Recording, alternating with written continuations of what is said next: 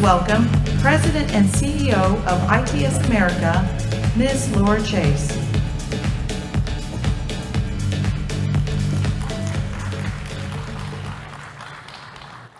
Good morning.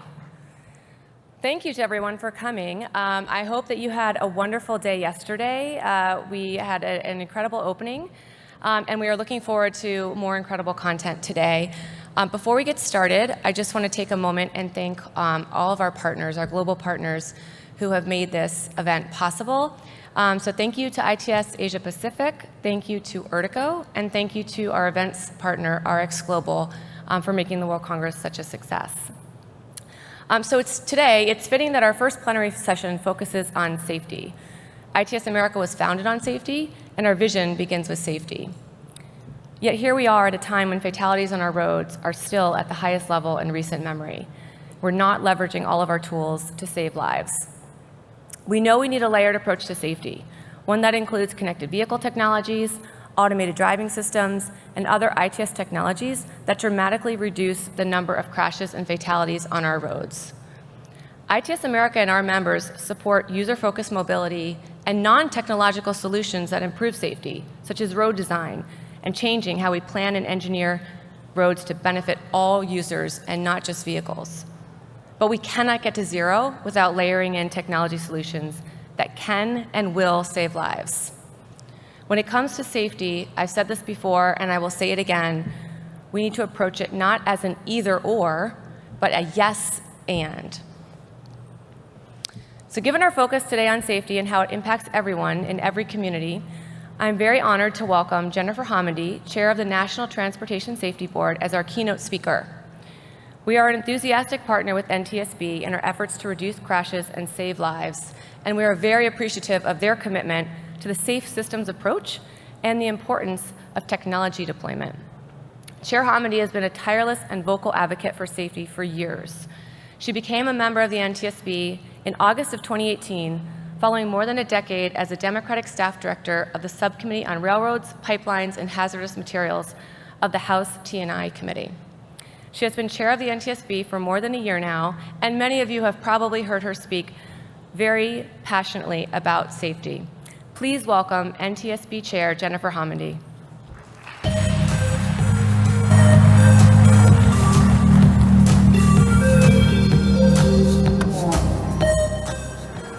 All right, good morning.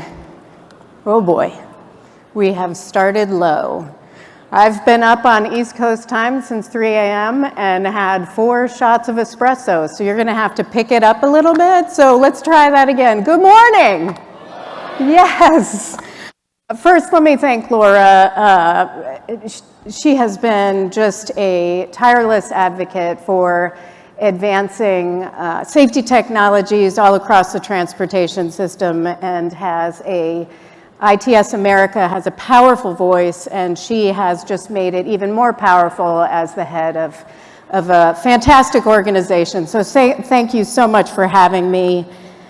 So in talking with some of my colleagues, I realized that we have some great people here from 64 different countries across the world, and you all might not know who the National Transportation Safety Board is.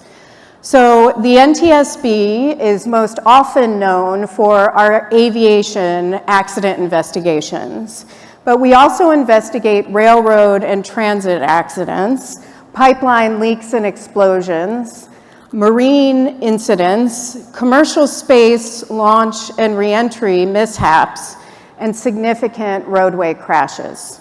One of my top priorities as chair of the NTSB has been to draw attention to the growing public health crisis on our nation's roads.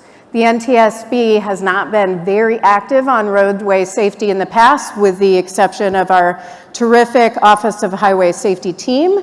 But I'm as Laura said, very passionate about roadway safety. And so it's something I'm going to be highlighting during my time at the NTSB more and more. Also, it's the most dangerous mode of transportation. About 95% of all transportation deaths take place on our roads, and it's only getting worse. We know that last year, 43,000 fatalities occurred on our roadways. That's nearly 43,000. Millions more were injured, some severely injured. The fatality rate climbed 10.5% over the year before, and nearly 7% more than the year before that. Last year's fatalities were the highest number of road deaths since 2005, and it was the largest annual percentage increase since the National Highway Traffic Safety Administration started tracking data in 1975. Now, I understand there was an announcement yesterday that there was a slight decline in the second quarter of 2022, but NHTSA rightfully reminded everyone that overall, the first half of 2022 was still higher than the same first half of 2021. And we all know that the risk isn't shared equally. Our roads are becoming deadlier for everyone, including especially vulnerable road users. Nearly 1,000 bicyclists died last year, a 5% increase. Motorcyclist fatalities rose 9% to over 6,100 riders who died. And pedestrian fatalities spiked 13%. That's over 7,300 lives lost. Think about that just for a moment, because walking is the oldest form of transportation. Now, walking is also one of the deadliest forms of transportation, sadly. The risk is compounded for Black, brown, and Indigenous road users. New data from NHTSA shows American Indian and Alaska Native people have by far the highest fatality rates under any measure. They are 5 times more likely to die walking than white people, and nearly 3 times as likely to die in passenger vehicles per mile. Black and African American people are roughly twice as likely to die per mile than white people.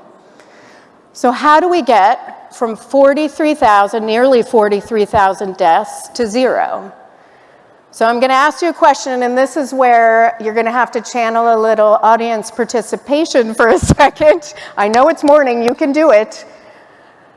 How many people think, raise your hand, that 0 is a realistic, achievable goal? There's no wrong answer here. This is not like, oh my gosh, the chair of the NTSB is now asking me this question, and I don't know how to answer. What if, she sees me later? No, seriously, how many people think 0 is achievable?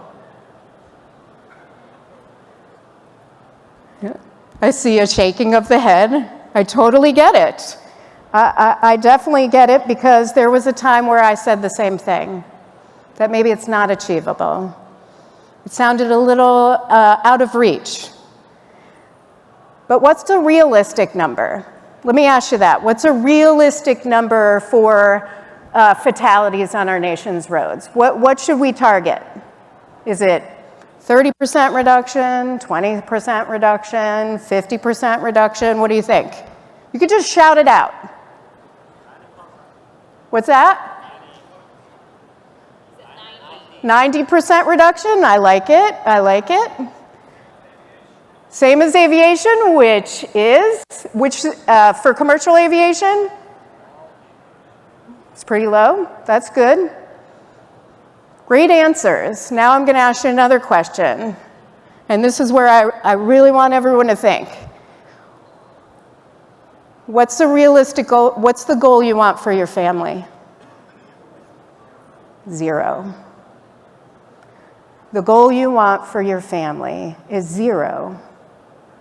So shouldn't that be everybody's family?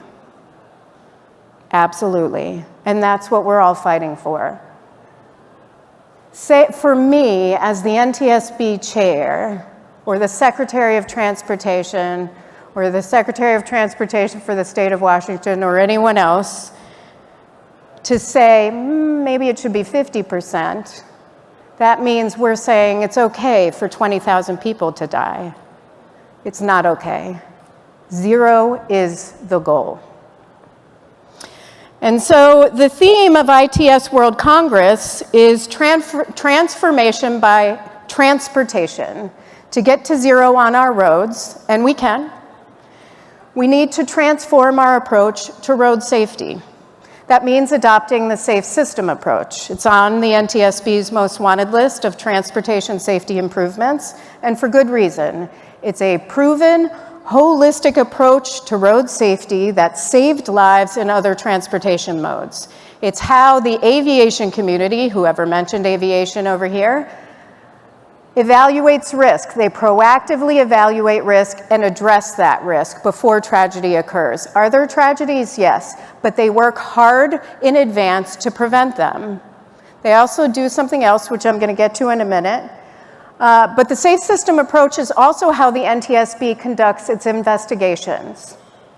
We look at everything from the human, the machine, the vehicle, the environment in which all of that is operating in, and regulation. So the safe system approach starts with the belief that zero is the only acceptable number in roadway fatalities. A truly safe system is one that prioritizes the lives of people over traffic. It's human-centric. A safe system recognizes that human error is inevitable, and it is inevitable. But it should never cost someone their life. Yes, that means protecting people even when they make a mistake, of course, or an unsafe decision. How? And this is where I was going to come back to aviation, by building in redundancy. Aviation community is fantastic at that, and other modes of transportation. But we here in the United States somehow keep focusing on the single point of failure can do better. And that's the driver. They can do better through punishment, through encouragement, through education. We are too focused in this country on changing the behavior of that single point of failure, the human driver. I was just at Virgin Galactic a few weeks ago, and Virgin Galactic and Scaled Composites in 2014 had a breakup of Spaceship Two, and we investigated it. The co-pilot had released the feather system too early and died, and the pilot was severely injured.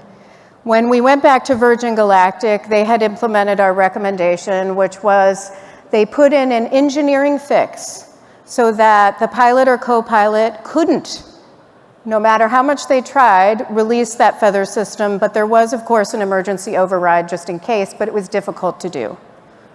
And so they put in some redundancy. That's what the aviation community is great at. That's what the roadway safety community also has to do. So yes, driver behavior is part of it, but so is the speed limit, so is the road infrastructure, bicyclist infrastructure, pedestrian infrastructure, so is the vehicle design and the safety regulations or lack thereof. And whether first responders have the tools, the training, and the resources to save lives at the scene of a crash. This is vastly different from our traditional approach to road safety, and I've said this many times. Our traditional approach to road safety is failing. It's failing all road users. But we can turn that around. You know, I was in Helsinki at the beginning of June, and you know, I loved it because I really took note not only of the different forms of transportation, but also the difference in infrastructure and just difference in culture around pedestrians and cyclists and cars. All of a sudden, vehicles were yielding to me. They were stopping. You know, to sort of compare that to a month later when I was in Fort Lauderdale, and there's a sign, and I'm at a crosswalk, and that sign says, it's state law to not yield to pedestrians. And I stood there, and it's, you know, 5 minutes of cars still going through. No yielding. And Fort Lauderdale is one of the most dangerous cities for pedestrians in America. It's a difference in culture, in road safety. It's certainly in infrastructure. So that's why I'm excited to hear Minna on the next panel. Our roads have been designed and built for cars, not people, simply. The focus has been on speed and throughput, not safety. We've relied almost exclusively on education and enforcement to save lives. Hear me now. We are not going to educate and enforce our way out of this. We will not. If we could have, we would have succeeded by now. Education and enforcement, don't get me wrong, is still necessary. We absolutely have to, for example, educate teens, educate elderly drivers. All of that is still needed. Enforcement is still needed, fair and equitable enforcement. But we've over-relied on these interventions for decades. We need to look more broadly at the entire transportation system and its role in road safety, including public transit. Investing in public transit saves lives on our roads. That means looking at everything that can prevent a crash. That's the kind of transformational thinking that'll get us to zero. And we need to embrace technology's role every step of the way. The NTSB has a long history of embracing technology to save lives across all modes of transportation. Of course, from our perspective, technology should supplement safety. It should supplement the human operator or driver. It should not supplant them. For example, one example of something we've been working on for a number of years, actually nearly 30, you'll hear, is requiring collision avoidance and connected vehicle technologies in all vehicles. That's on our most wanted list. NTSB member Mike Graham has done a phenomenal job on this issue, phenomenal. And certainly I know many of you are all passionate about it. Laura in ITS has done a wonderful job on V2X, recently participating in a forum as well as us on V2X technology. Like you, the NTSB is alarmed by the FCC's decision to shrink the spectrum by 60%. We've recommended that the FCC protect V2X communications from harmful interference. And on behalf of the entire board, I recently filed comments with the FCC in support of a waiver that was requested by automakers, state DOTs, and equipment manufacturers to deploy cellular V2X technology immediately. But more is needed. According to NHTSA, connected vehicle technology can help significantly reduce roadway fatalities and prevent 615,000 crashes. V2X can improve safety for vulnerable road users by helping vehicles detect pedestrians, motorcyclists, bicyclists, and in the future by alerting road users to oncoming vehicles. The technology can help drivers navigate the road infrastructure more safely, such as making a left turn, merging and crossing difficult intersections. In vehicles, pre-crash sensing helps drivers detect an oncoming crash sooner. Cooperative collision warning helps them avoid it. Do not pass and wrong way driving warnings help prevent head-on collisions. V2X can warn drivers to slow down in work zones, speed zones, and around dangerous curves. And dynamic speed harmonization recommends target speeds on roadways to reduce crashes. And finally, V2X can even help with post-crash care, an often overlooked but critical component of the safe system approach. What happens in the seconds and minutes following a crash can mean the difference between life and death. 2 out of 5 people who eventually died on our roads in 2020 were alive when first responders arrived. So how can connected vehicles help? By automatically alerting 911 when there's a crash, giving signal priority to emergency vehicles, and alerting other drivers that an ambulance or fire truck is approaching. Post-crash care is really the last best chance to save a life. Now, the first time the NTSB recommended collision avoidance and connected vehicle technologies was 1995, nearly 30 years ago. There had been a deadly multi-vehicle crash in Arkansas. The lead vehicle entered dense fog and was struck in the rear. More collisions followed, 9 vehicles in total, and 5 people died, sadly. One survivor described it as a whiteout. He couldn't see beyond the hood of his car. That's when the NTSB first recognized the need for a collision warning system that wasn't limited by line of sight or weather. Again, 1995. And we're still waiting. Fortunately, the industry isn't. February 16th, 2012, you'll see on the screen, just before school started, a school bus crashed into a fully loaded dump truck. The bus was carrying 25 elementary school children. The bus driver stopped in an intersection before crossing the road. Thinking it was safe, he proceeded, but he didn't see an oncoming dump truck, which had the right-of-way.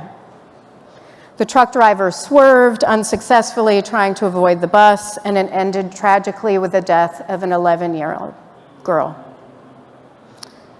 15 other children and the bus driver were seriously injured. As you can see from this picture, the truck driver had limited line of sight, and we determined that connected vehicle technology likely would have prevented the crash. Technology could have saved the 11-year-old girl's life. It could have spared her family unimaginable pain. Their lives, unfortunately, will never be the same. We issued 2 safety recommendations to NHTSA as a result of the crash: develop minimum performance standards for connected vehicle technology for all highway vehicles, and require that the technology be installed in all new vehicles. Today, the little girl who died would be 21 years old. Instead, we're still waiting on action. I was the board member on scene for the next crash. It was the NTSB's first opportunity to address V2X in an accident report. Crash report. We call other modes accident reports. Crash reports since the FCC reduced the spectrum. Fast forward to 2020. It's 3:30 a.m. on January 5th. There's light snow. A motor coach carrying 59 passengers is traveling around a curve on the Pennsylvania Turnpike. There's a 55-mile-per-hour advisory speed. It's advisory, but the bus is going 77. Excessive steering plus the light precipitation ends in disaster. The bus ran off the road, hit the adjacent embankment, and overturned. Within seconds, 2 tractor trailers hit the motor coach from behind. A passenger car and a 3rd tractor trailer drove off the road trying to avoid the wreckage. 5 people died that day, including a 9-year-old child. 50 other individuals were injured. Our investigation showed that all 3 tractor trailers had collision avoidance systems, but the circumstances of the crash were outside the system capabilities. The ability to see around a curve, deal with inclement weather, and process the unexpected position of the overturned motor coach. And it's easy to see why in this next one. As you'll see, the motor coach is across the roadway, totally across the Pennsylvania Turnpike. And this is the view from one of the tractor trailers as it's approaching from its forward-facing camera. The driver said the motor coach looked like a black wall. Again, we found that connected vehicle technology, if it had been installed, could have alerted drivers to the hazard they were approaching. And we called on the U.S. Department of Transportation to take action. The 3rd investigation that I'll talk about is one that occurred this summer in Mendon, Missouri. I was also on scene for this one, and this involved a grade crossing collision with a truck that was transporting aggregate for an Army Corps of Engineer project. This was a passive crossing, meaning it had no gates, no lights. It had a stop sign at the bottom of a crossing, but it was a hill to get up the crossing, and it's a pretty heavy vehicle. It was well known in the community that they struggled to get up the embankment up to the top of the crossing with their vehicles, especially with combines for the farmers. And what's frustrating to me is when I think about passive crossings, we had issued a passive grade crossing report in 1998. And in that 1998 report, we recommended V2X technology.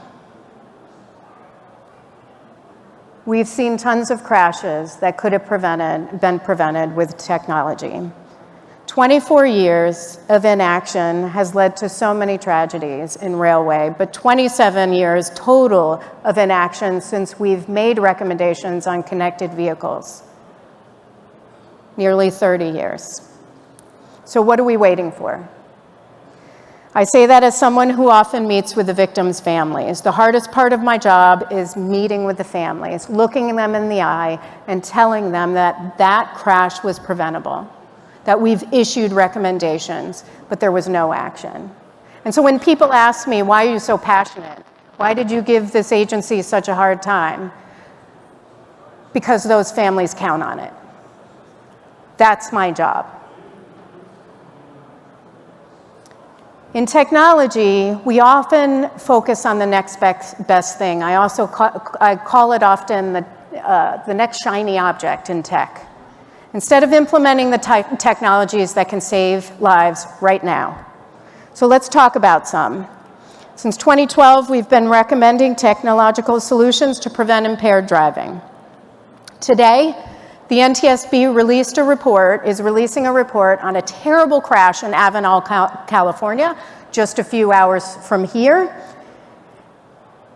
where 9 people died. A driver on January 1st, New Year's Day of 2021, of an SUV was going about 90 miles per hour. It was 88 to 98 miles per hour on a 55 mile per hour road.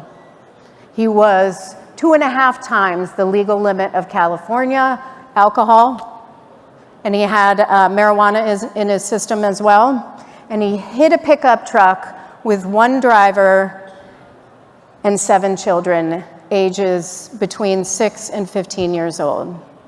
Everyone died. So today, we're calling on NHTSA once again to implement technology to prevent impaired driving. This can be done. We've been recommending it for years. Impaired driving kills close to 12,000 people. What are we waiting for? Speeding. There's technology that can prevent speeding. New York is taking action. Europe has taken action. Why aren't we taking action? Again, close to 12,000 people died in speeding-related crashes. Other technologies that we support: automatic emergency braking, forward collision warning, lane departure warning and assist, blind spot monitoring, speed safety cameras, that's a technology, and technology that can end distracted driving. Today's recommendation also supports driver monitoring systems, and I'm very proud of what's going out today. But remember, from our perspective, that technology is only part of the solution. It's part of the safe system. It's not all of it, but it is a key part. So I'm going to start to end with this. It is a quote from Kia Wilson, who writes for Streets Blog, and I love this quote. I could not have said it better. She says, "If ending car crash deaths is our actual goal and not just a catchphrase, we will treat collisions as both an outrage and a tragedy, and more important, an opportunity to talk about how to build a world where there are no crashes." She goes on to say, "We can do so much more than mourn and shrug and cast blame after people die. Instead, we can radically expand the radius of our compassion and urgently pursue life-saving strategies outside our comfort zone. Radically expand the radius of our compassion. Urgently pursue life-saving strategies. Because if we don't, True Vision Zero will forever remain out of our reach. We know how to save lives, what needs to be done. It is not rocket science. We know. We have to urgently pursue life-saving strategies outside our comfort zone. It means implementing technology we have right here, right now to save lives. It means focusing on the design of our roads and our infrastructure. It means promoting and enforcing safe driving behavior. It means setting safe speeds. It means holding manufacturers accountable for how cars are designed and what technologies they include. And it means getting regulators to act. It means implementing NTSB recommendations, too many of which are decades old. Then we have to radically expand the radius of our compassion. That means accepting zero is the only goal. That means redesigning the system to help protect all road users, not just drivers. And that means protecting people even when they make a poor decision. That is how we get to zero for all people, all road users, no matter their race, their ethnicity, ability, or income. No matter whether they're driving, walking, biking, or rolling. That is the safe system approach, and technology plays a starring role. Thank you so much.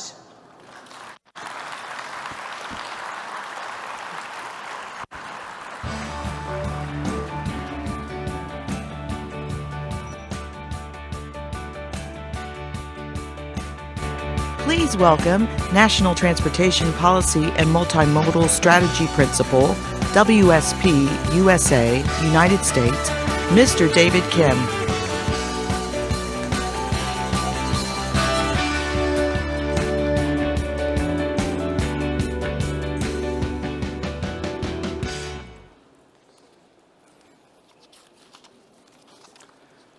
Well, good morning, everyone. It's great to see you. Hope you're enjoying day number 3 of the World Congress. Chair Hamidi really set the stage well for this upcoming conversation. Her words of inspiration, her sense of urgency, her passion come through loud and clear. And I just want to say we could not have a better leader at the National Transportation Safety Board to meet this very critical moment. And just to state the obvious, but she mentioned it early on, road fatalities in the United States are going in the wrong direction. They are going up. The United States is an outlier, and especially when it comes to vulnerable road users, pedestrians, bicyclists, and motorcyclists, those numbers are going up. It's alarming, but thankfully, this panel right here, with their expertise and their insights and experiences, will shed light on what we need to do as a nation. We can especially learn from other countries like Finland and Japan. And so, we have a stellar lineup of outstanding speakers who will help us think through next steps and engage in a thoughtful conversation. I will also say, yesterday afternoon, there was an excellent roundtable involving state DOT heads who also had an engaging conversation on road safety. So I think between Chair Hamidi's speech as well as yesterday's roundtable involving state DOT heads, we are now ready to dive into the details of what we need to do to reverse this troubling trend of fatalities in the United States. So let me take a moment to introduce our esteemed panel. To my immediate right is Ms. Minna Kivimäki. She is the Permanent Secretary of Finland's Ministry of Transport and Communications. Permanent Secretary means she is the senior-most career civil servant in the Ministry of Transport and Communications. She was appointed Permanent Secretary in June of 2021, and she has served in the ministry since 1997, including several years as Director General of 2 departments. As you heard from Chair Hamidi, Finland has had tremendous success in reducing fatalities, and so we look forward to hearing from the Secretary about their strategies and how we in the United States can apply these lessons.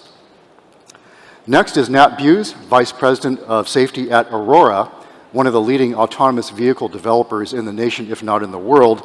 He has been with Aurora since January of 2021. Before that, he was with Uber, where he led the safety team. And I first got to know Nat during his nearly dozen years at the U.S. Department of Transportation, specifically with the National Highway Traffic Safety Administration, or NHTSA, where he held senior leadership roles, including as Associate Administrator for Vehicle Safety Research.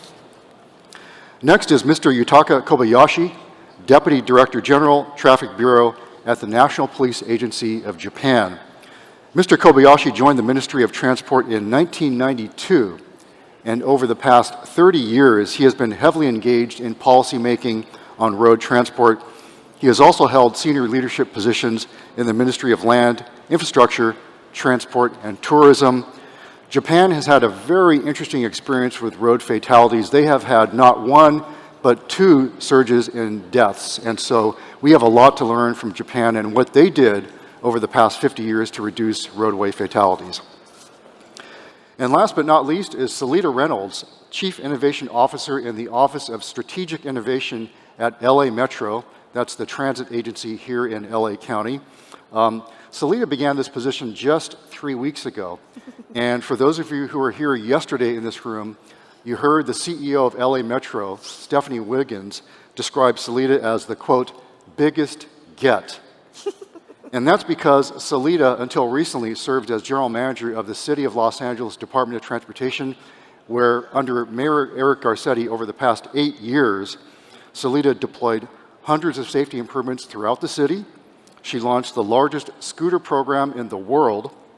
She also launched the largest EV car sharing program in the country and created a digital platform to manage micromobility companies. And so we've got an incredible lineup of speakers who, again, will shed light on what we need to do and where we go from here. What I'm going to do is ask every one of our panelists to give a brief opening statement to describe, first of all, to react to Chair Hamidy's speech, also to talk about what your organization is doing to reduce roadway fatalities, especially among vulnerable road users. How are you incorporating technology into your strategy? And taking a step back, looking at lessons learned around the country, around the world, is there a country whose road safety practices you admire, and if so, why? So let's start with the Secretary. Thank you, David. Good morning, everybody, and it's great to be here. Very nice to share some thoughts on very important topic. And I would like to first of all thank Chair Mandy on very inspiring keynote speech, and I think it's very, very easy to agree on what she said. I think on the measures she outlined, and I also think that the goal 0 is the only acceptable goal. That's for sure. And also I very much appreciated how she took in the center the holistic approach of these issues, and I was really delighted to hear about the safe systems approach, and I think that's something that it has a lot of in common what we are doing in Finland, and well, she mentioned Helsinki. I was happy to hear about that, and I think she also put her finger on a very on the heart of the matter of saying that it's about culture. And it's really about creating that culture that enhances safety. In Finland, we adopted a new strategy for traffic safety just recently, and there we are having a 0 vision as well. And for us, it's also very much about very holistic view on traffic safety. Also holistic in that sense that we are looking into all modes of transport in the same strategy, which means that we can also learn from the best experiences of other modes. So that gives a new view on the issues. One of the strategic goals in our strategy is that transport system and all its parts must be safe. So that means that in decision making we must take into account a vast spectrum of characteristics of the system, and it's really about the system, as Chair Mandy also said in her keynote. We see the traditional means and effective tools for controlling the risks are like speed limits, improved traffic infrastructure, traffic control. They are still very, very valid. But beyond these, we really must incorporate also measures to promote safer modes of transportation. When providing safe, accessible, and equitable public transport networks, we provide choices. For example, when we are facing the aging society, so we are providing choices, and when the ability to drive is impaired due to aging, for instance. Let me just very briefly go through with the 7 guidelines, the strategic guidelines in the traffic safety strategy, because that shows you the holistic view that we are taking. So first of them is that traffic safety concerns everyone in society. The second is that decision making must be based on knowledge. so the best possible evidence. The third one is that traffic skills must be improved. So 4 is that attitudes in traffic must be changed.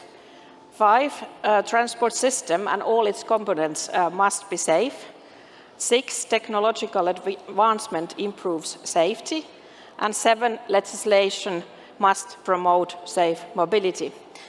So just if I take a few words on technology, we see that automation will continue to develop over time and I think gradually, but before that, I think the full automation, we see partial automation and we see the new ITS services for road users. And one thing that we also think that can be utilized more is the data. So the utilization and availability of data are really essential to promoting both intelligent traffic and traffic safety. And here we talk about the kind of also about real-time and predictive situational picture, which we are trying to create and promote an operational model in which the real-time and predictive situational picture is really produced from weather data measured from smart transport infrastructure and vehicles with an accuracy of a few tens of meters for the needs of road, water, and rail transport. So we try really to put use all possible tools. So I think what I heard from the keynote is very similar to what we are doing in Finland, actually. And you ask about the international comparison or what we do that. I think following the international developments is very important for us, and I would like to actually also mention Japan as a very kind of success story of the traffic safety, and their multi-approach is something that sounds very familiar to us. And then I would like to mention one good example, which is Lithuania, actually the only EU country that halved road death between 2011 and 2021. But there are many other examples, so it's very important to also kind of get together and exchange ideas and really to get the best practices and see that. And what I also I want to end my opening statement is to say that none of these good examples have happened by themselves. What I see behind is real determination to act. So I think that's very important. Thank you. Excellent. Thank you, Madam Secretary. Nat? Yeah, sure. Happy to jump in on this conversation and kind of react to the chairwoman's opening. I guess from my perspective, I've been in this space for a long time, as David pointed out. And I kind of see 3 fundamental things. You know, we're at a technology conference, so there's lots of tech out there in the exhibition hall. And in the past, we've always relied on, you know, kind of let's go find a safety problem, let's supply a technology to it, we'll make some cost-benefit works, and then we'll write a rule, and that'll be that. And I think we have to recognize that the world is different. I was mentioning this to Salita backstage. You know, when you look in the annals of all the FMVSSs here in the United States, there's like many of them that haven't been updated since they were first put in place. So you're talking regs that date back to like 1972, 1973, and they themselves were based on SAE standards from the 1960s and 1950s. And I can point to like many examples over the decades where the biggest movements we've had in safety have actually not come from regulations. Regulations serve as sort of the foundation to say, okay, everybody must do it the same way and we're going to standardize it. But the safety benefits happen well before. You look at electronic stability control. You look at automatic emergency braking. You can even go back and look at airbags. All of those technologies started with manufacturers putting them into vehicles, consumers buying them, the market goes uptick, we figure out that they work, and then we decide whether we're going to write a regulation as a society to impose that cost on all of us. And I think the future is different. When I look at the space that I'm in, so Aurora works on self-driving vehicles, and we're first focused on automating Class 8 tractor trailers and working on passenger cars kind of in parallel. And the interesting thing is it's a technology that largely doesn't have an FMVSS associated with it. So in other words, if we had a truck today, we could not do it here in California, but most every other state in the country, we could deploy that vehicle, assuming we met our own safety criteria, et cetera. And so it's an interesting dichotomy where it's a technology that, yes, it will have huge benefits. And, if you look at our mission, it's safely, quickly, and broadly. So if it foremost has to be safe, then we will try to get it out to as quick as we can, and then as broadly as we can. And to us, that is one way to impact this safety dilemma that we've been experiencing, at least in this country, for decades. This doesn't happen last year or 2 years ago in COVID and we've had all these deaths. Like, this has been something that's been happening for at least 15 years. If you look at pedestrians in particular, we've been on the uptick there for a very, very long time. And so we need to have all of these solutions on the table. And if our only answer to these solutions is like they must be regulated, we will fail, right? It takes about a decade or longer to actually write a really good rule and to get it implemented. So I think we have to look to other ways. And so what are those other ways? Well, there's voluntary agreements, right? There's agreements that the federal government can make with OEMs. There is companies coming together. When I look at the AV space right now, there's a lot of activity with companies coming together trying to define what is safe enough, what do we mean by safety, how do we measure safety, all of these very important questions that would need to be answered before you ever said that you were going to write some sort of rule. I think that the third thing I would say in reaction to what the chairwoman said is we need to not wait for perfection. I think there's a sense that if we don't solve every last 10 to the minus whatever, that we can never deploy it. And I think having worked on V2V personally, and I know some of my colleagues are in the audience that also worked on it, that was really hard. We worked on that thing for 15 years at least before we decided to put out an ANPRM, spent a lot of money, both OEM money and taxpayer dollars, and we're still sitting here without a rule. Still sitting here talking about other research that we can do, still having summits talking about V2X. And I think this is where kind of the fallacy of like relying on the government to solve everything or relying on a regulation to solve everything kind of, doesn't actually work, where we actually have to have companies come together and decide that this is a really good thing for society, and let's work together to bring it to fruition, because we won't change the numbers if we keep going about the path that we've been going. And I think for our part, we're for anything that makes the road safer. One of the hardest things about self-driving is all of you, all of us, the way we drive, the fact that we have to account for drunk drivers and speeders and people going through stop signs. I was in our truck about a month ago now it's been, and cruising down in Texas, vehicle was doing fine, doing what it's supposed to do, and a driver decided that they were going to take the exit. Nothing fantastic about that. Drivers take exits all the time. Well, halfway through the maneuver, the driver actually stopped in what's essentially like a shoulder area, and just at the last minute decided he was going to pull back into the roadway right in front of a Class 8 tractor trailer going 62 miles an hour. We braked, we avoided it. It was not a big thing, but it just goes to show you, like, if we didn't have to worry about that kind of stuff, we would have had this technology out here for sure. But that is one of the things that we have to deal with, and that's a challenge that we're accepting, and that's why we're working on this really hard problem, because it matters. This technology has such a huge potential that it should be in the conversation with everything else. I dislike the fact that sometimes we treat it as this next shiny object and we shouldn't do the things that we need today. No, of course, we need to work on drunk driving. We need to work on AEB with pedestrian detection. We need to do all of those things, but we also have to work on automated vehicles, because in the end, the more that we can automate part of the driving task and not rely on human beings to do so much of this very mundane task of driving, we can alleviate a lot of the safety problems that we have out here. We can also bring new forms of transportation. David was mentioning in the back room around the rural side of the equation that we never hardly ever talk about in transportation, which matters.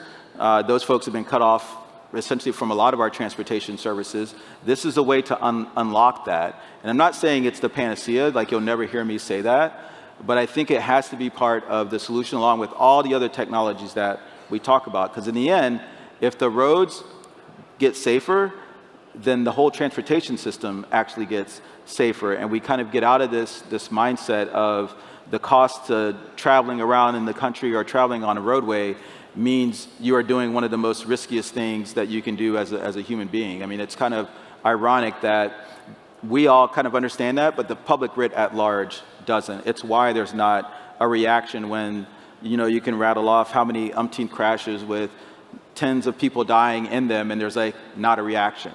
It's because they happen in disparate part of the country. They actually aren't covered all that much anymore unless the NTSB investigates or NHTSA investigates or something like that. But the public grid at large has come complacent when it comes to traffic safety, and so we can't rely on them for the pull. The pull has to come from you all as companies, you all as traffic safety people, from us as a developer who's trying very hard to get this technology on the road.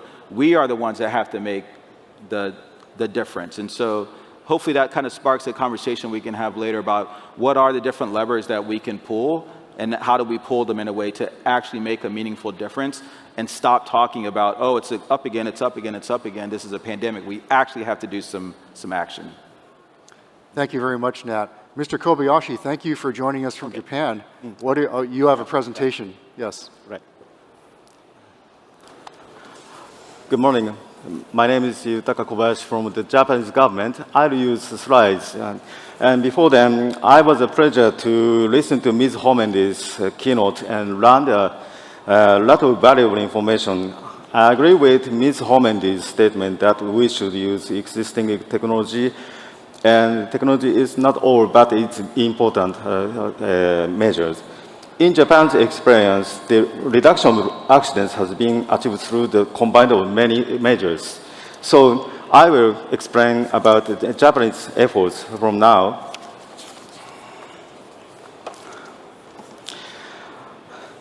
And in the question I received before, in advance, it was said that number of traffic accident fatalities and serious injuries in the United States has been on the rise in recent years. In Japan, there was a period when it was called a traffic war. In a short time, I would like to talk about Japan's efforts to prevent traffic accidents.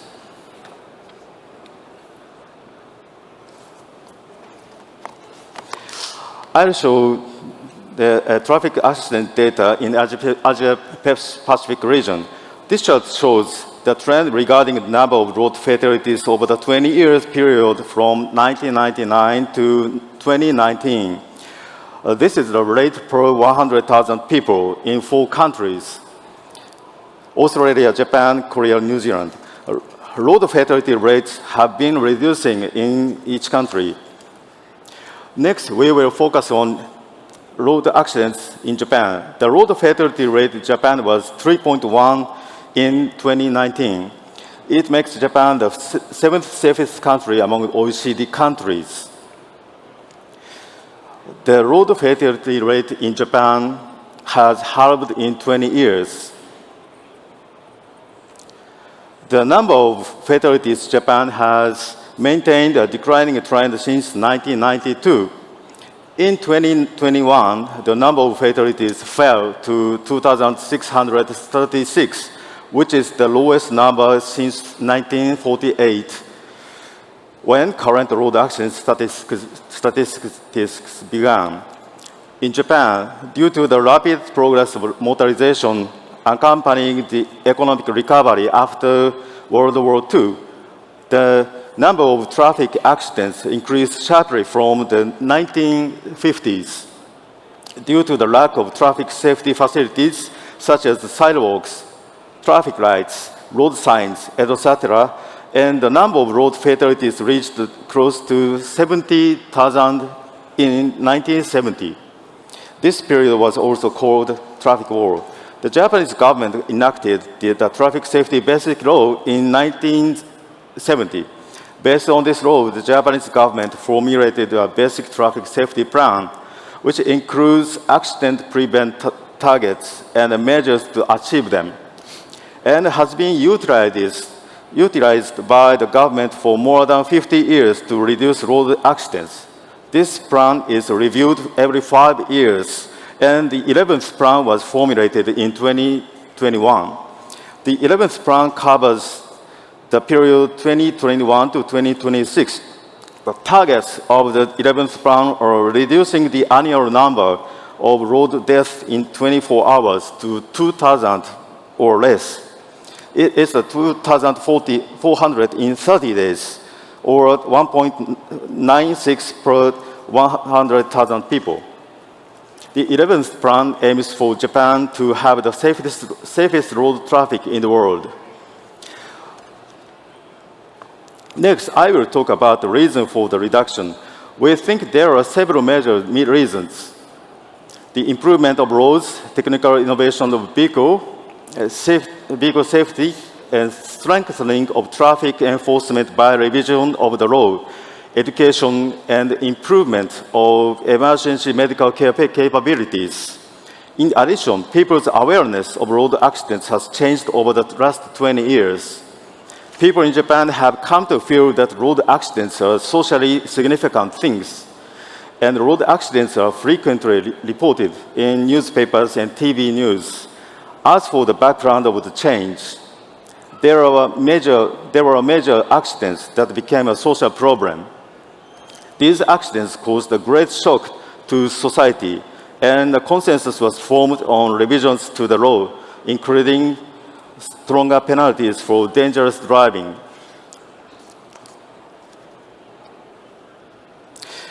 Next, I will move on to new technologies for road transport.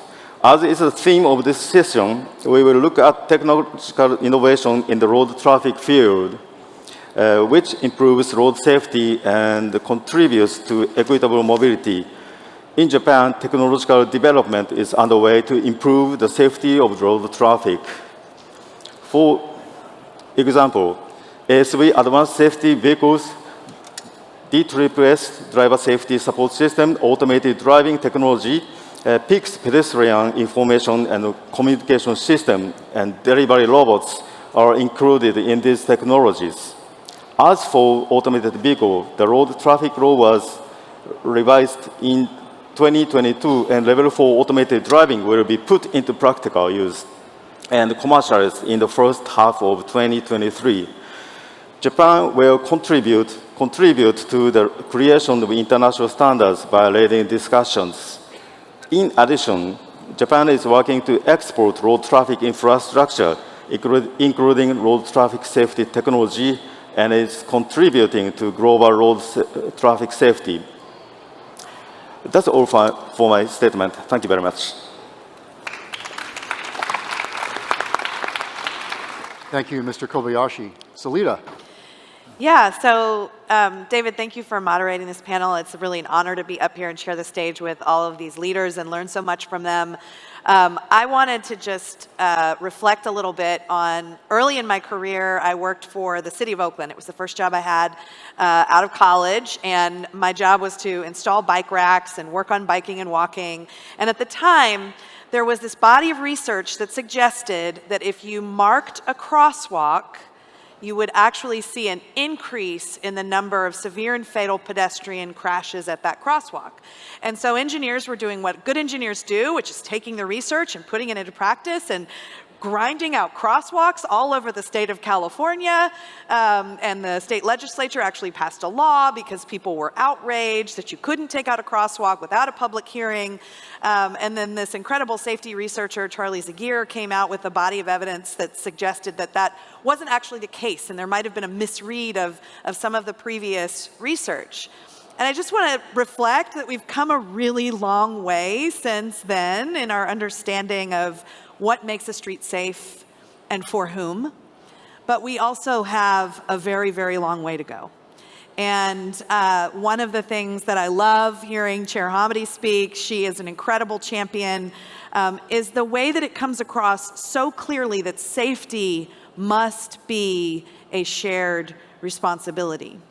And I think that some of the folks have mentioned that up on the stage, that when you think about, commercial aviation and you compare it to what goes on the ground, the outcomes are really different. And why is that? And you can take a look at one of the rare fatalities in the sky that has happened over the last few years on a Southwest Airlines flight, where a default in the aircraft resulted in sort of a crisis in flight, and there ended up being a person that lost their life. Within 24 hours, Southwest Airlines had inspected every aircraft in their fleet for that same defect. Within 48 hours, the entire commercial fleet of the United States had been inspected, and within 72 hours, the world fleet had been inspected. So, NTSB is right there, but that is also manufacturers and private companies acknowledging that, when the jet age arrived, you had to reassure people it would be safe or they would not get on your airplanes. And you don't buy a ticket on Delta because it's the safest airline in the sky. That's not sold as a feature of commercial air travel, but it's sold as a feature on the ground. And that data and that information is still frustratingly sort of siloed in nature, So this, as we look to the horizon and we think about the arrival of connected and autonomous vehicles, I think we can see that in some ways we are losing in the court of public opinion the argument that somehow autonomy is going to lead to safety, because there's not yet a shared responsibility around safety on the ground. And what I'm hopeful for is companies like Aurora and others that are working in that space are seeing, if we want people to use these vehicles, the public has to feel that they're safe. And in order to get there, we have to lock arms. We can no longer afford to have, city traffic engineers and officials over here, auto manufacturers here, regulators here, academics here. If we keep doing that, we're going to continue to see the tragedies on the road.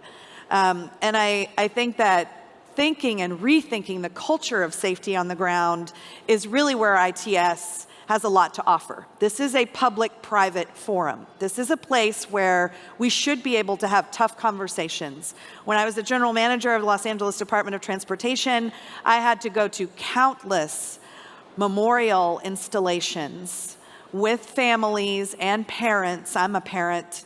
And I'll tell you, those are some of the hardest things to get through. And some of them I didn't make it without breaking down. And not one time at any of those events did I see any car manufacturer, any insurance, industry company, nobody else there having to sit with the consequences of our shared outcomes, right? I'm designing the streets. They're designing the vehicles, right? And then there are other incentives that get built in. The court system, doesn't often prosecute reckless driving. So for a systems problem, we need a systems approach. I see my friend Roger Millar in the audience, who's the secretary for the Washington State Department of Transportation. And Roger makes the point repeatedly that, his budget is $4 billion, and the cost of crashes in Washington State are $16 billion. And so every year, Roger goes to the legislature, or I would go to the city council, and we would be begging for a pittance. Can you just increase our budget by 5%, 10%? And I think that dynamic sets us up to underinvest across the board in safety outcomes and disallows the kind of collective collaboration and co-design that will be absolutely necessary so that none of us has to go to a memorial like that. Thank you, Salita, for sharing your experiences. Well, let's get into a couple of issues. What do we need to do to make sure that equity, innovation, and ITS technologies are firmly entrenched, are front and center in our efforts to reduce roadway crashes? Let's start with Salita, and we'll work our way down the line. So say it again, David. Sorry. Equity, innovation, and ITS technologies. What do we need to do to make sure those are front and center as we work to reduce roadway crashes? Well, I think actually this US DOT is doing some really interesting work to try and nudge us in this direction and to make it really clear that if cities, states, other entities want to get funding for their investment, one, they have to take a safe systems approach, and two, they must center equity. We know that the crashes there are inherent inequities in where crashes occur. And underinvested communities bear a disproportionate burden, and they lose more of their family members to traffic violence than others who live in wealthier neighborhoods. And so I think from the start, making that part of the price of admission to get access to funding, to make investments, also requires us to begin with those communities and to really think about how to bring them into the conversation and how to empower them. And that requires us to take a different approach to public outreach, to who we talk to who's in the room, and really ask ourselves, does who's in the room look like who's in the city? And if not, we have to bring those things closer together. I think when it comes to ITS and innovation, there must be some sort of shared agreement about purpose-driven innovation. You know, all of the advanced driver assistance systems and other things that are coming out are doing a really good job of saving your life if you're inside the vehicle. But we haven't yet reached the point where those same things really save the life of the person outside the vehicle. And I think that those kinds of agreements, that the safety of the person inside the car is just as important as the safety of the person outside of the car, must be a baseline for ITS and innovation. Thanks, Lita. Anyone else on the panel want to talk about equity, innovation, ITS technologies? How do we put those front and center?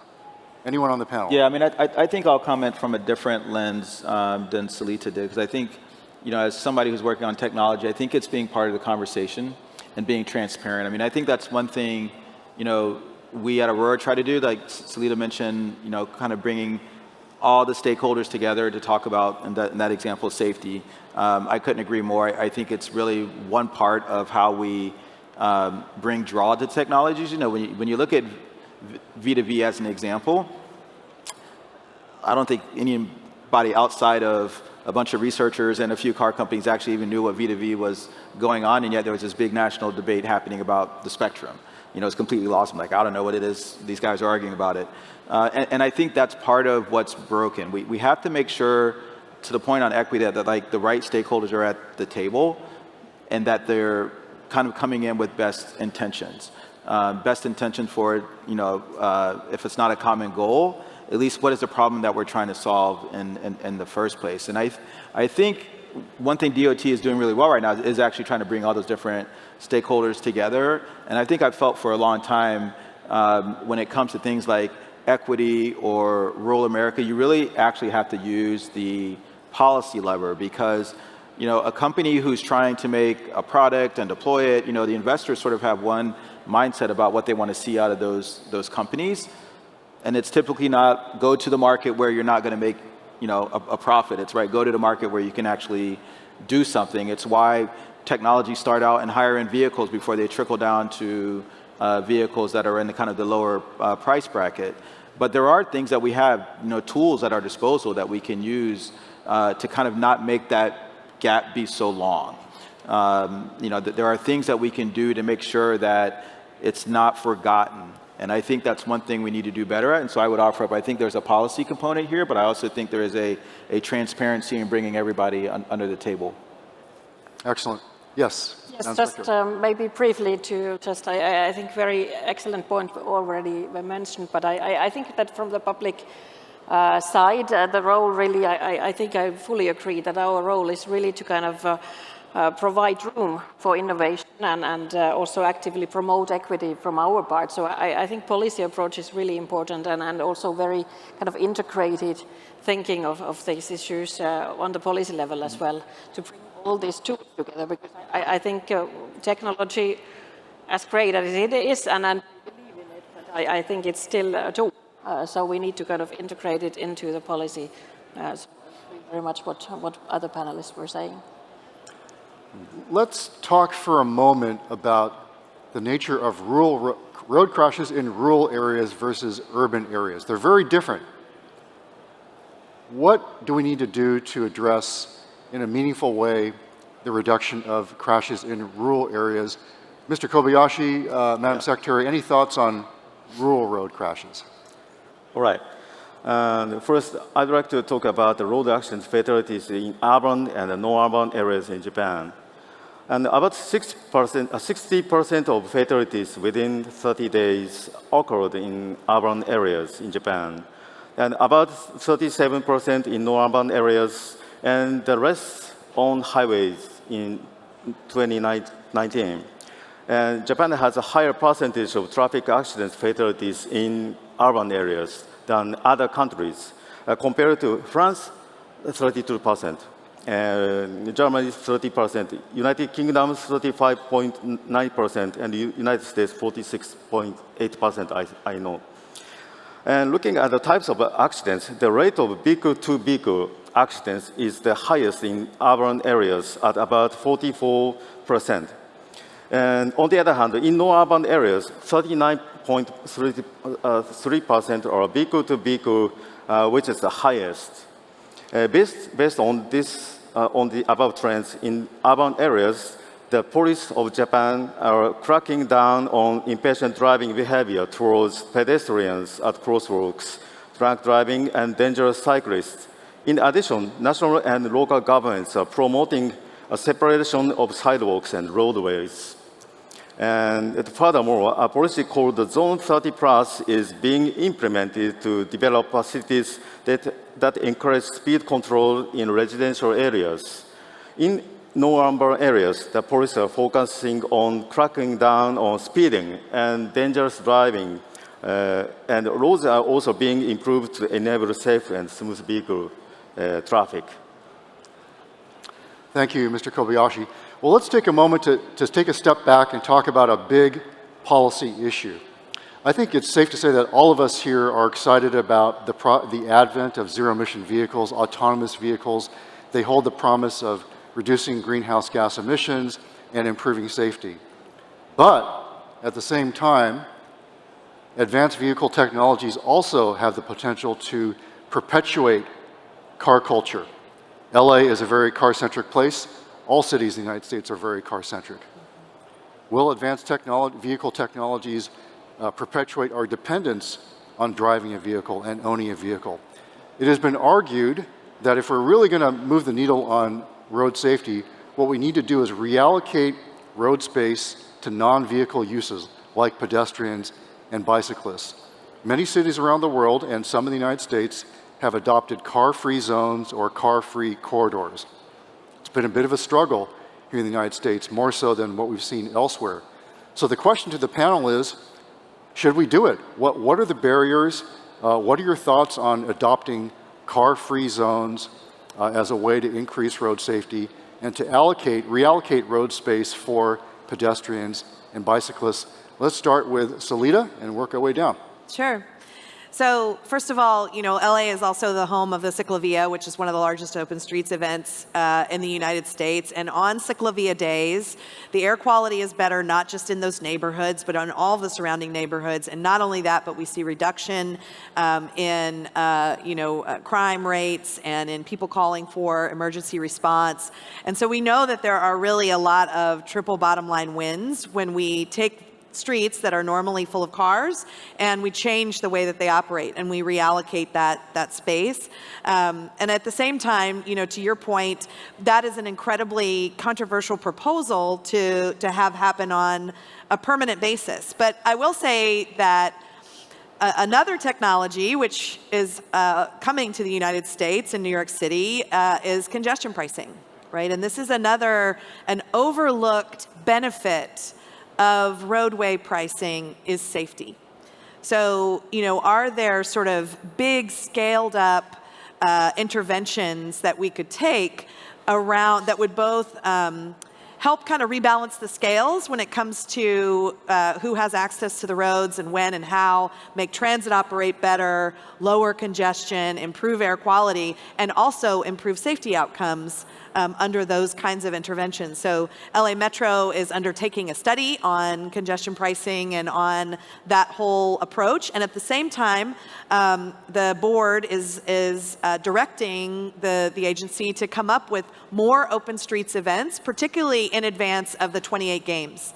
And, wouldn't it be amazing if, just like you have a farmer's market once a week, if you just had an open streets event at a neighborhood scale around the city that were happening on a regular basis? That might help ease that transition to maybe not always defaulting to driving for a short trip, because the more people drive, the more we see injuries and fatalities increase. And so there's certainly something to that connection that I think we are exploring. Salita, I'm so glad you mentioned Ciclavia.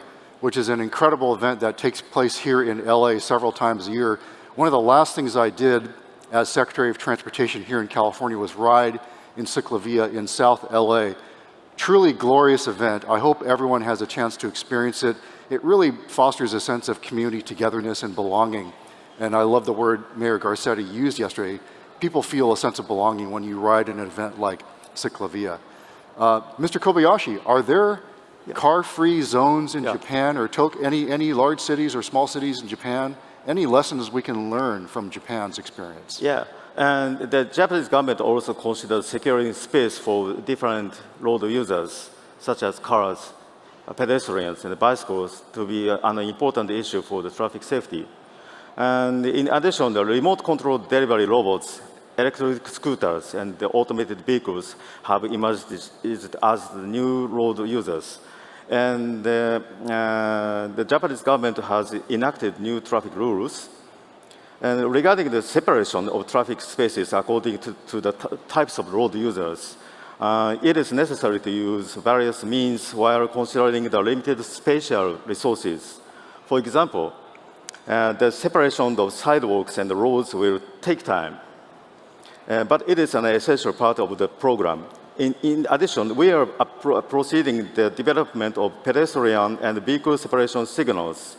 And also, furthermore, as I mentioned earlier, a nationwide initiative called Zone 30 Plus, which implements road safety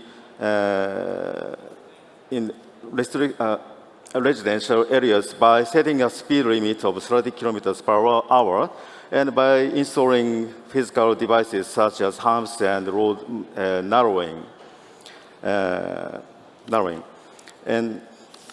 And I will also talk about Roadside, Walkable City project. And the Minister of Land and Infrastructure, Transport and Tourism is promoting a Walkable City project in order to increase the number of pedestrians in the city and revitalize the city center. Emirates created a subsidy system for the local government that will expand the streets, transform them into parks and plazas, or construct presidential pedestrian-centered streets.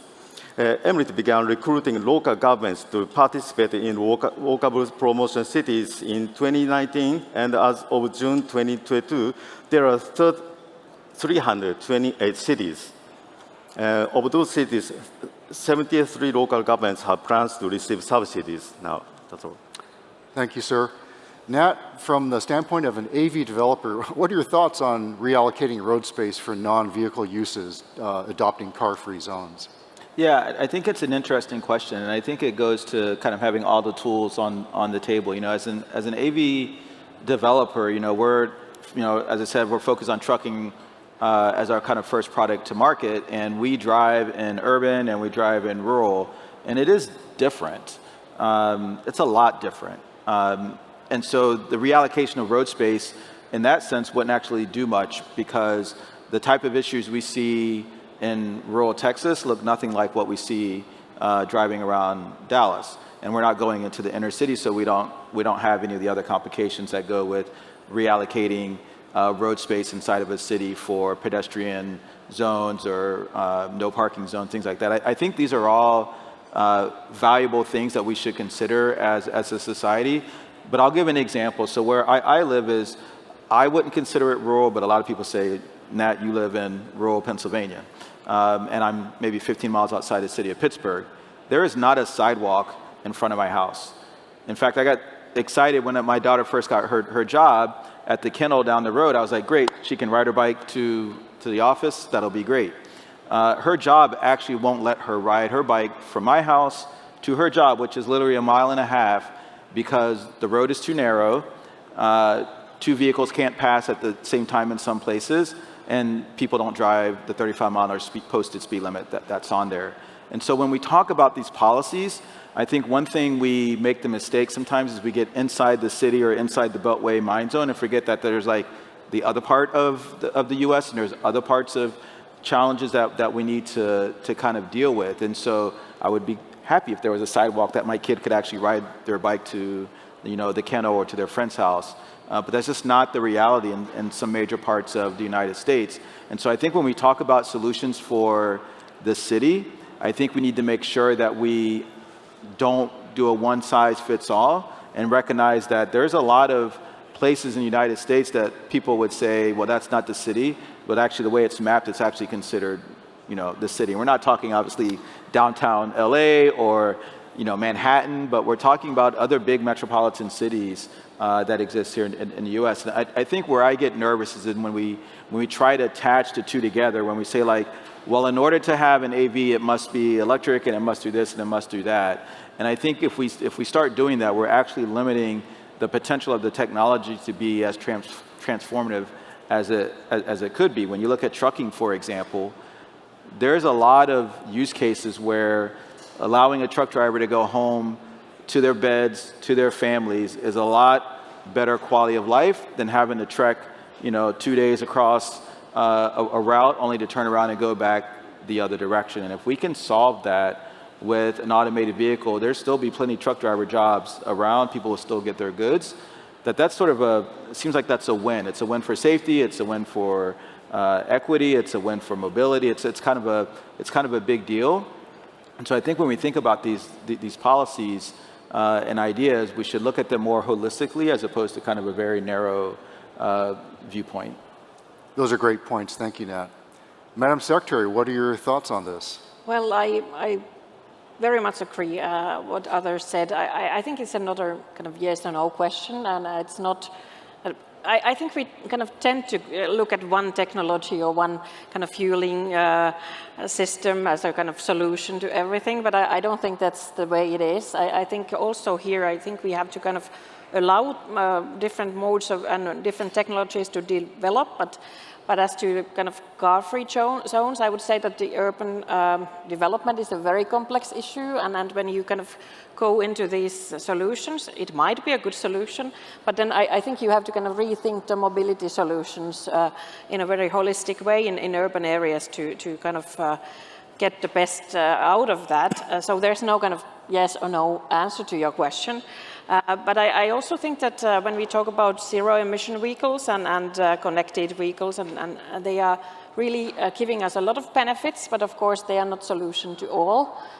Things that we need to look into, and lowering car dependency is really very important. And what we feel is that also offering a kind of very attractive public transport choices, I think is one option that we need to look into, and really to offer users an attractive choice. And I think that we shouldn't really look into one specific thing as a kind of solution to all. And for us also, as I mentioned earlier, the use of data, and really I think more predictive data is one thing that you can really, I think, orchestrate the whole system better for all users. And then pricing measures, yes, I agree. I think we should look into them. And then I think also one very important aspect is that we kind of often silently accept road traffic accidents, and I think we need to change that. So really, I think we should really emphasize that we should not have the feeling of traffic insecurity, not to limit anybody's mobility. So I think this has to be integrated in the planning system of our societies very much. So there is I think a whole range of issues you need to look into, and just one solution is not solution to all. Well, let's wrap up with a lightning round in the remaining time we have left, which is not much time. In 30 seconds or less, if you had a magic wand, what one practice, strategy, or tool would you want government or the private sector to do right away, today, in order to reduce roadway crashes? Salita, let's start with you. Congestion pricing. Yeah, sorry.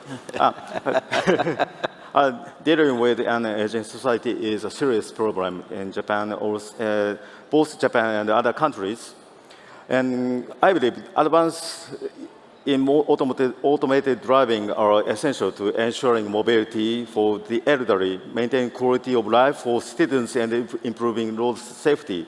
Therefore, I would like to hope that if there was a magic wand, the issues to achieve level 5 would be solved. Okay. I would say align around a shared strategy and convene those people together. And I would say that, as I said, that traffic safety concerns everybody in the society, and every one of us has a role of promoting it. So I think if I could make everybody be aware of that and accept that, that would be something. Well, I think based on everything you said, we now have our collective marching orders in terms of what we in the United States need to do to reverse this seriously troubling trend.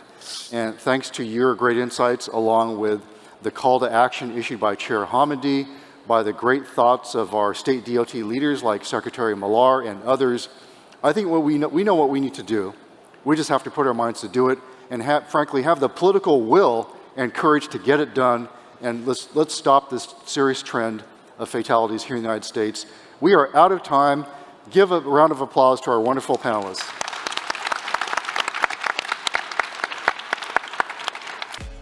Thank you all. Our last, before you all leave, we have a few awards to give out. Today, I'm pleased to present our Local Agency Award, which is given to a state or local agency that has excelled in innovation in deployment of ITS and technology. So as the home of automotive innovators and the birthplace of aviation, Ohio is building upon their legacy of innovation as the future of air and ground travel develops. I'm pleased to give the Local Government Award today to the Ohio Department of Transportation for their creation of Drive Ohio in 2018 with a focus on improving the safety of roadways through technology. This initiative is helping shape the future of transportation with a strong focus on workforce through upskilling and development programs.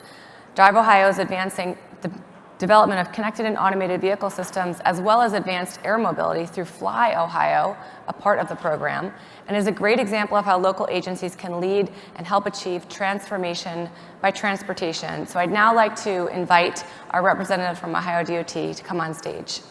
Thank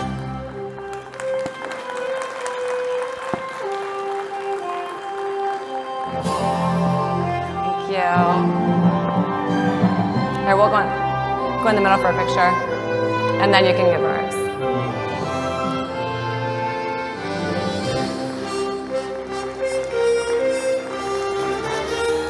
You can give some remarks.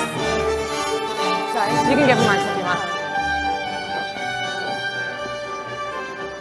Thank you. I just want to say thanks for the recognition. I am honored to accept the award for Drive Ohio and the Ohio Department of Transportation. For those that are not familiar, as Laura mentioned, we are the Smart Mobility Hub for the DOT, and we, I think, uniquely bring together this ecosystem of technology solutions on the ground and in the air. I think a lot of the conversation we just heard was that there's no silver bullet to the safety issue that we're all trying to combat, and we hope that bringing those technologies and applying them in a way that is scalable and kind of opening the door for industry to connect with our local communities to help solve our problems will provide that future that we're all looking towards. So thank you for the recognition, and thanks very much.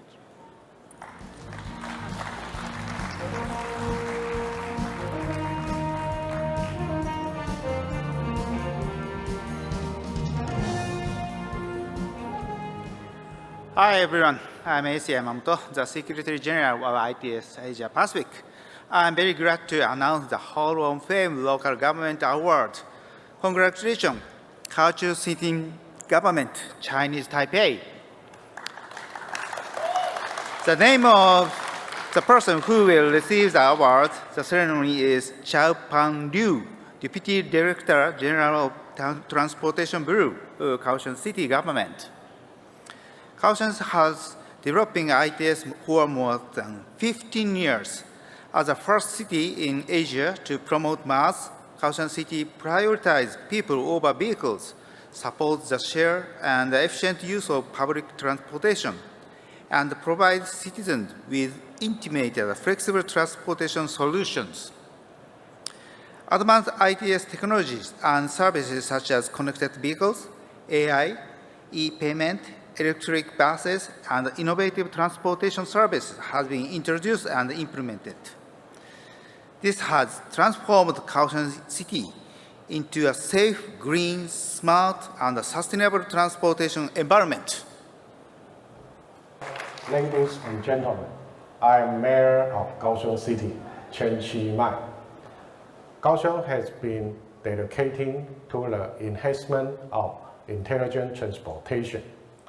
And we would like to express our gratitude to ITS, World Conference in high recognition of our efforts. Kaohsiung has been expanding the reach of ITS, including Mango mass service. We also have implemented shared vehicles, AI traffic light signal control, and other applications. With the foundation and the experience of intelligent transportation stated above, we expect Kaohsiung to become a living laboratory, verifying and implementing all innovative technologies. In the future, Kaohsiung will keep improving urban transportation and turn Kaohsiung into a safer, smarter, and more sustainable city. Thank you.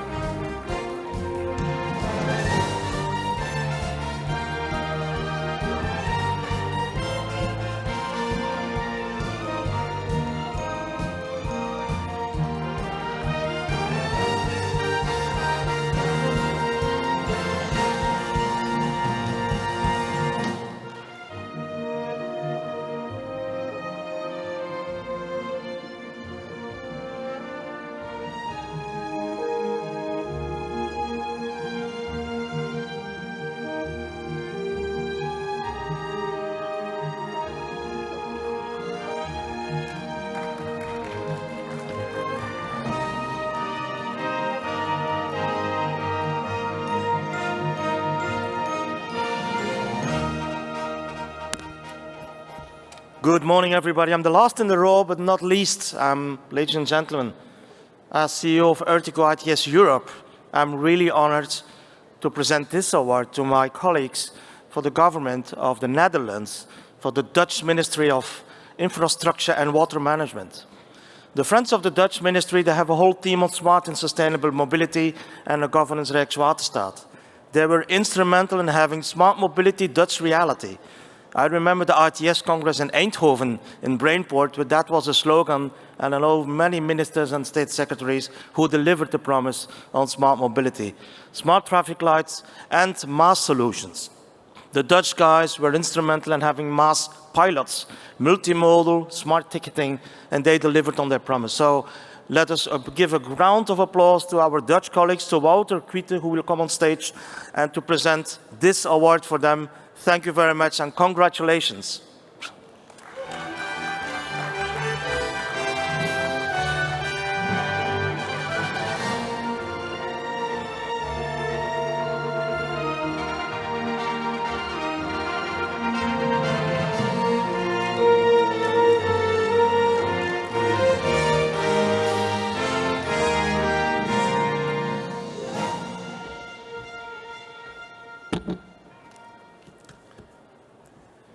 Yes, thank you for this award.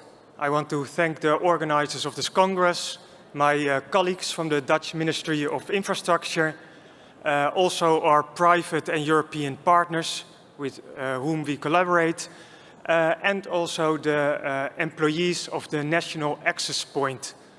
Under the National Access Point, we share a lot of mobility data, such as safety-related traffic information, but data is not the goal on itself. We use this data to make the traffic safer and work together with the industry under projects such as safety performance